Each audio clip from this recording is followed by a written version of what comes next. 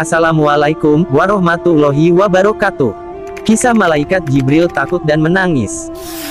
Malaikat Jibril alaihi salam memiliki kedudukan yang agung di sisi Allah Subhanahu wa Ta'ala, sebagaimana firman-Nya, sesungguhnya Al-Quran itu benar-benar firman Allah yang dibawa oleh utusan yang mulia Jibril yang mempunyai kedudukan tinggi di sisi Allah yang mempunyai arsy, yang ditaati di sana, di alam malaikat, lagi dipercaya.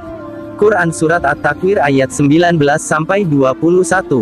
Meskipun sedemikian agung kedudukannya di sisi Allah, Malaikat Jibril alaihi salam senantiasa takut apabila suatu hari kehilangan ridho Allah Subhanahu wa Ta'ala. Dikisahkan bahwa Umar bin Khattab meriwayatkan rangkaian pembicaraan yang berlangsung antara Rasulullah dengan Malaikat Jibril alaihi salam. Suatu hari Malaikat Jibril menemui Rasulullah dan menyampaikan kabar kedahsyatan neraka. Jibril berkata, neraka itu hitam pekat, bunga apinya tidak dapat meneranginya, nyalanya tidak dapat dipadamkan. Demi zat yang mengutusmu dengan benar, wahai Muhammad, seandainya sebesar lubang jarum dibuka dari jahanam, niscaya seluruh yang ada di permukaan bumi mati karena panasnya.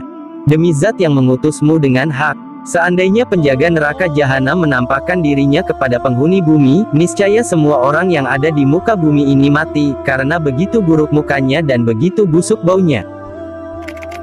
Demi zat yang mengutusmu dengan hak, seandainya satu mata rantai penghuni neraka yang panjangnya 70 hasta dan diletakkan di atas gunung-gunung dunia, niscaya akan hancur berkeping-keping, bahkan bumi pun ikut hancur.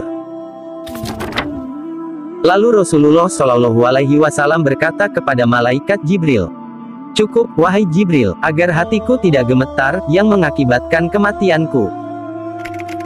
Setelah menyampaikan kengerian neraka kepada Rasulullah, Malaikat Jibril menangis. Ketika melihatnya menangis, Rasulullah pun bertanya, mengapa engkau menangis, wahai Jibril, sedangkan engkau punya kedudukan mulia yang dianugerahkan Allah kepadamu?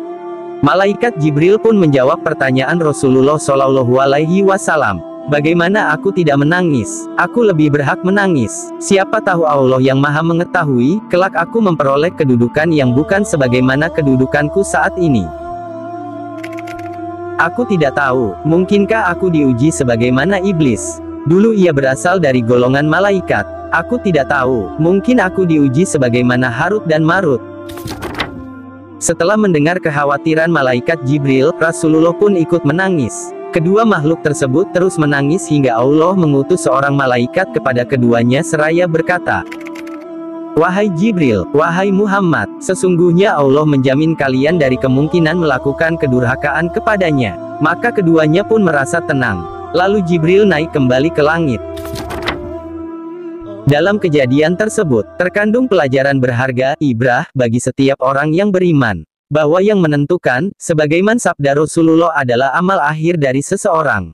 Karena itu, orang beriman seharusnya selalu bertawajuh mengarahkan hatinya kepada Allah Subhanahu wa Ta'ala, senantiasa berdoa agar Allah tidak memalingkan hatinya setelah mendapatkan hidayah, sekaligus mengingat akhirat dan membebaskan diri dari ketergantungan serta kesenangan duniawi yang hina.